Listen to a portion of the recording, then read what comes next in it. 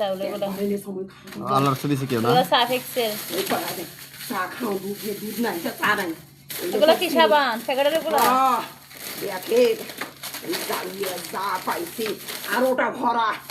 ময়দা দিয়ে কোথা খাইছে দে মুসি উঠি করে ভানা এটা চিনি কে দিছে? ভরা সব দেখ তা দেওয়া এগুলো কে দিছে ভাই কোন ভাই দেশের অবস্থা খারাপ খালি 5 কেজি চিনি 5 কেজি পেঁয়াজ আর 5 কেজি আলুর কথা কয়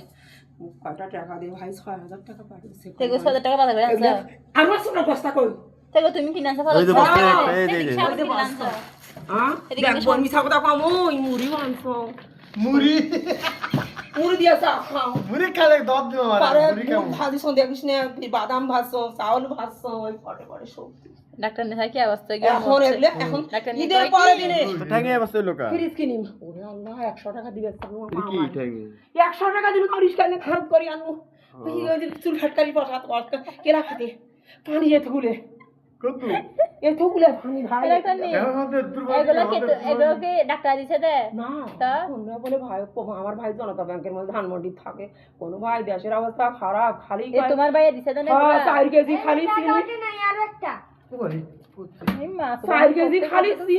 পেঁয়াজ আর আলুর কথা মুখ বমি বাড়ায় জানিস ঈদের পরে ফ্রিজ কিনি ডাক্তার দিকে আর কতগুলো সাবান দাও আছে মানুষটা কিন্তু একদমই অসহায় দেখেন কত্রি বাজার পাইছে চাল লইছেন কয় কেজি 1 2 3 আর 4 ছয়টা আছে। 3 4 5 হয়ে গেছে আর ভিডিও করতেছে কে করু বন্ধ হয়ে গেছে